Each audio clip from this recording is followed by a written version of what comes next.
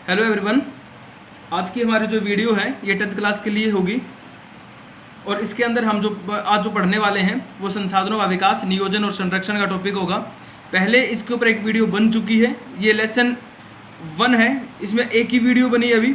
उसके अंदर हमने संसाधन की परिभाषा और उसके वर्गीकरण के बारे में पढ़ा था और मैं उम्मीद करता हूँ कि आप लोगों ने वो वीडियो देख ली होगी। अगर नहीं देखी है तो उस वीडियो को ज़रूर देखिए।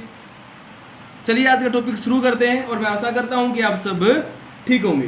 तो देखिए भाई, संसाधनों का विकास, हम सबसे पहले बात करते हैं संसाधनों की। तो देखिए जो हमारा जो जीवन है ना, उसका गुजारा होना यानी कि जीवन यापन और इस जीवन की गुणवत्ता बनाए रखना यानी कि जीवन के अंदर क्वालिटी बनाना, उसे बेहतर तरीके से जीना, ये सब किसके द्वारा संभव होगा? ये जो होगा संसाधनों के द्वारा, ठीक है।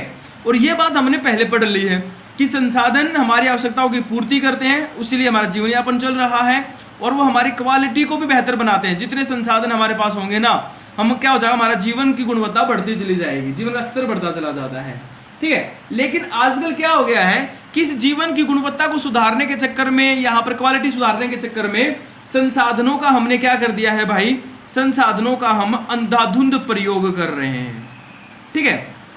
अंधाधुंध का मतलब यहाँ पर क्या हो गया कि बड़ी तेजी से इस विकास को आगे बढ़ाने के चक्कर में है ना, हमने क्या कर दिया, संसाधनों का अधिक से अधिक प्रयोग करना शुरू कर दिया है, ठीक है। और उससे क्या हो गया है, उस प्रयोग से कुछ समस्याएं सामने आ गई हैं, ठीक है। उस समस्याएं सामने आ गई और उन समस्याओं में सबसे पहले यहाँ पर क्या कर रहे हैं, यहाँ पर कहता है कि मान लो कुछ व्यक्ति तो ऐसे हैं जो अपने खुद के विकास के चक्कर में संसाधनों का अधिक प्रयोग कर रहे हैं। कुछ व्यक्ति लालचवश हो जाते हैं, यानी कि उन्हें लालच हो जाता है अधिक से अधिक पैसा कमाने का या अपने जीवन बेहतर तरीके से चलाने का या व्यापार करने के चक्कर में वो क्या कर रहे हैं, वे संसाधनों को का सबसे अधिक प्रयोग कर रहे हैं। और उससे हमारे सामने क्या समस्या आई कि जो संसाधन है ना वो कम होते जा रहे हैं, ठीक है, संसाधनों का कम हो जाना। उसके बाद क्या हो रहा है, उसमें कहता है कि फिर दूसरी हमारे पास समस्या क्या है कि जो ये संसाधन है ना, ये एक समाज जो है इसमें 2 हिस्सों में बढ़ गया भाई, ठीक है।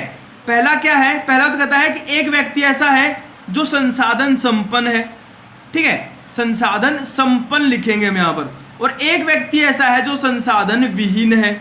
यहाँ पर हम इस चीज को समझते हैं, कहता है संसाधन संपन्न का मतलब होगा जिसके पास संसाधन अधिक मात्रा में है, ठीक है। और कुछ व्यक्ति ऐसे हैं जिसके पास संसाधन बिल्कुल नहीं है। तो यहाँ पर क्या हो गया, समाज एक तो हो गया अमीर वर्ग और दूसरा हो गया गरीब वर्ग जिसके पास संसाधन नहीं है, ठीक है। तो यहाँ पर क्या कर रहा है, यहाँ पर कह रहा है कि हमारे देश में पाए जाने वाले जो संसाधन है उनके आधार पर समाज जो 2 हिस्सों में बढ़ गया, संसाधन संपन्न और संसाधनहीन। यानी कि यहाँ पर क्या है, लोगों के पास संसाधन पर्याप्त मात्रा में नहीं है भाई, ठीक है। 2 समस्याएं हो गई। उसके बाद क्या कर रहा है, एक बड़ी समस्या है जो पूरे विश्व स्तर पर है, ठीक है, और वो है वैश्विक पारिस्थितिक संकट। विश्व स्तर पर पारिस्थितिक संकट गड़बड़ा गया है भाई। अभी पारिस्थितिक संकट, पारिस्थितिक तंत्र के बारे में आपने सुना होगा। हम क्या है, हमारा जो चारों तरफ पाए जाने वाला जो पर्यावरण है और उसके ऊपर रहने वाले जो जीव जंतु या मानव जाति है या जो वनस्पति है ना, आपस में क्या करते हैं, एक दूसरे के साथ इंटरेक्शन करते हैं, ठीक है, अंतर्क्रिया करते हैं और उसके साथ हमारा ये जो पारिस्थितिक तंत्र ही चलता है।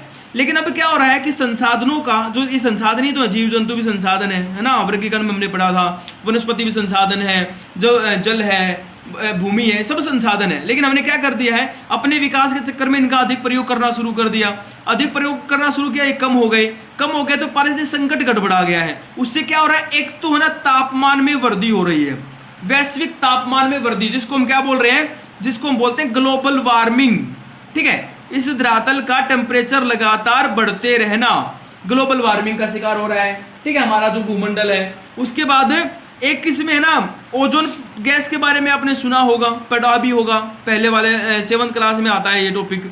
ओजोन परत में ओजोन गैस के बारे में आपने जाना होगा। ये जो है ना, जो हमारा वायुमंडल है उसके जो परत होती है, उसकी दूसरी परत है समताप मंडल, और समताप मंडल में है ना भाई ये ओजोन गैस पाई जाती है 20 से 50 किलोमीटर के बीच में। और ये करती क्या है, ये ओजोन गैस जो होती है ये सूर्य से आने वाली जो पराबैंगनी जो किरणें है ना, अल्ट्रावायलेट जो रेज होती हैं, पराबैंगनी जो किरणें होती हैं, उनसे हमारी सुरक्षा करती है, उनको वही रोके रखती हैं। लेकिन कहता है कि हमने संसाधनों का विकास इस तरीके से किया है कि इस ओजोन परत ये जो है नष्ट होती जा रही है, ठीक है। आजकल तो कोरोना के चक्कर में आपने सुना भी होगा कि ओजोन के अंदर अंटार्कटिक जो महाद्वीप है ना, वहां पर एक छेद हो गया था, लेकिन अब कह रहा है कि वो छेद अपने आप भर गया। क्यों? क्योंकि हमारे जो व्हीकल है वो चलने बंद हो गए थे, उद्योग जो है वो बंद हो गए थे। उसके चक्कर में क्या हो रहा है, ओजोन परत जो है उसने अपना सुराख खुद ही भर लिया है। ठीक है, टेम्परेचर यानी कि कंट्रोल में हो गया भाई। ये सबसे पॉजिटिव पॉइंट है यहाँ पर। उसके बाद यहाँ पर कह रहा है ओजोन परत के अलावा भूनिम्नीकरण होता जा रहा है। भूनिम्नीकरण का मतलब होता है भूमि के अंदर उपजाऊपन का कम होना भाई। ठीक है, मिट्टी का उपजाऊपन खत्म हो जाना है, कम हो जाना, नष्ट हो जाना। ठीक है, और पर्यावरण प्रदूषण, ये समस्या हमारे सामने लगातार बढ़ती जा रही है। और किसके कारण बढ़ती जा रही है? ये बढ़ती जा रही है संसाधनों के अधिक दोहन से, उनका अधिक उपयोग करने से। अब यहां पर क्या रहा है कि अगर इसी प्रकार चलता रहा ना भाई, तो देखो बहुत बड़ी समस्या पैदा होने वाली है। अगर हमें अपने जीवन की गुणवत्ता को बना करके रखना है, अगर हमें इस क्वालिटी को बना करके रखना है ना भाई, और विश्व के अंदर शांति स्थापित करनी है, तो कहता है हमें क्या करना पड़ेगा? हमें संसाधनों का न्याय संगत बंटवारा करना पड़ेगा। न्याय संगत का मतलब होता है कि उन्हें ठीक ढंग से सभी को बराबर अधिकार स्वरूप मिल जाना। ये ना हो कि किसी के पास अधिक मात्रा में है और किसी के पास कम मात्रा में है, तो इस प्रकार का नहीं होना चाहिए। ठीक है, तो न्याय संगत बंटवारा। फिर दूसरा कहता है कि संसाधनों का जो हम दोहन कर रहे हैं ना भाई, उस दोहन पर रोक, संसाधन दोहन पर रोक लगनी चाहिए। ठीक है, उसकी एक लिमिट होनी चाहिए। उसके बाद आगे कहता है, फिर कहता है कि नया कंसेप्ट आता है, उस कंसेप्ट को हम कहेंगे सतत पोषणीय विकास। आप लोगों ने पढ़ा होगा, सस्टेनेबल डेवलपमेंट कहा जाता है, 8th क्लास का टॉपिक है ये। ठीक है, 8th क्लास में जो संसाधन वाला जो लेसन है ना, उसमें आता है सतत पोषणीय विकास। ठीक है, इसमें क्या होता है इस कंसेप्ट के अंदर? इस कंसेप्ट में कहता है कि जो सतत पोषणीय विकास है, इसमें कहता है कि जो हमारे पास जो संसाधन है ना, उन संसाधनों से जो विकास की जो दर है, जब जो संसाधन हम प्रयोग कर रहे हैं विकास के अंदर, कहता है कि वो इस हिसाब से उनका प्रयोग करें कि हमारा वर्तमान में तो प्रयोग विकास हो जाए। संसाधनों का प्रयोग हम विकास के लिए इस प्रकार करें कि हमारी आवश्यकता भी पूर्ति हो जाए वर्तमान में, और हमारे आने वाली जो आगे आने वाली जो पीढ़ी है ना, भावी पीढ़ी, भविष्य में आने वाली जो पीढ़ी है, उसके लिए भी हम संसाधनों को बचा करके रख सके। ठीक है, तो विकास इस प्रकार करना चाहिए। ये है सतत पोषणीय विकास का कंसेप्ट। और कहता है कि इसको भी लागू करो भाई। ठीक है, हमारे आने वाली जो पीढ़ी है उसके लिए भी हमें पर्यावरण को ध्यान में रखते हुए हमें संसाधनों का प्रयोग उस हिसाब से करना चाहिए। क्लियर? उसके बाद बात करता है, कहता है कि एक हुआ था पृथ्वी सम्मेलन, पृथ्वी शिखर सम्मेलन यहां पर हुआ था 1992। ठीक है, 1992 के अंदर हुआ था भाई। 1992 में पृथ्वी शिखर सम्मेलन हुआ था। ठीक है, ये हुआ था ब्राजील में। ब्राजील का एक शहर है Rio de Janeiro, Rio de Janeiro भाई। ठीक है, एक शहर है ब्राजील का रियो डी जेनेरो। वहां पर कहता है कि एक शिखर सम्मेलन हुआ, पृथ्वी शिखर सम्मेलन, जून 1992 के अंदर। और इसके अंदर ना 100 से अधिक राष्ट्र अध्यक्ष शामिल हुए थे, अलग अलग देशों से आए थे। ठीक है, और वो कहता है कि उन्होंने कुछ मुद्दों को इसके अंदर उठाया। मुद्दे थे पर्यावरण से संबंधित, पर्यावरणीय मुद्दों को यहाँ पर उठाया गया, सामाजिक आर्थिक विकास के मुद्दों को यहाँ पर उठाया गया। ठीक है, और उसके अंदर उन्होंने फिर कुछ योजनाएं बनाई। ठीक है, और उसमें कहता है कि कुछ इन्होंने जो नियम बनाए या फिर जो जिन मुद्दों पर बातें हुई, उसके बाद कहता है कि इन्होंने कुछ नियम बनाए और उन पर इनकी सहमति भी हुई। इसमें सबसे पहले बना कि जो हमारी जो पृथ्वी है ना, इस भूमंडल के अंदर जो टेम्परेचर में बदलाव होता जा रहा है, जो परिवर्तन होता जा रहा है ना भाई, इस परिवर्तन को क्या करना है? इस परिवर्तन में कमी लेकर के आनी है हमें। ठीक है, जलवायु परिवर्तन के अंदर इसको ध्यान में रखना होगा। उसके बाद जैविक विविधता की तरफ ध्यान देना होगा। जैविक विविधता का मतलब होता है जीवों के अंदर पाई जाने वाली विविधता, उसके ऊपर ध्यान देना होगा। ठीक है, इसके ऊपर जो घोषणाएं हुई, उन घोषणाओं के ऊपर सभी ने हस्ताक्षर किए। दूसरा यहाँ पर जो चला वो मुद्दा था इसमें कि हम है ना, जो पूरे वैश्विक स्तर पर जो वन सिद्धांत लागू किए गए हैं, वैश्विक स्तर यानी कि इस धरातल के ऊपर जो देश हैं उनके आधार पर जो वन सिद्धांत लागू किए गए हैं, उन वन सिद्धांतों पर सबकी सहमति हुई। ठीक है, कि प्रत्येक देश जो है इनको मानेंगे। उसके बाद कहता है कि सतत पोषणीय विकास के लिए है ना, एक एजेंडा 21 लागू किया गया भाई। एजेंडा 21 किस में लागू हुआ था? पृथ्वी शिखर सम्मेलन 1992 में जो रियो डी जेनेरो के अंदर हुआ था, उसके अंदर एजेंडा 21 लागू किया गया। और उसमें कहता है कि यहाँ पर है ना, इसका उद्देश्य कहता है एजेंडा 21 का, यहाँ पर कहता है कि यहाँ पर है ना, हम भूमंडलीय स्तर पर, हम पूरे विश्व स्तर पर क्या करेंगे? सतत पोषणीय विकास को हासिल करेंगे। ठीक है, ये इसका इस एजेंडा का मुख्य उद्देश्य था, सतत पोषणीय विकास को हासिल करना।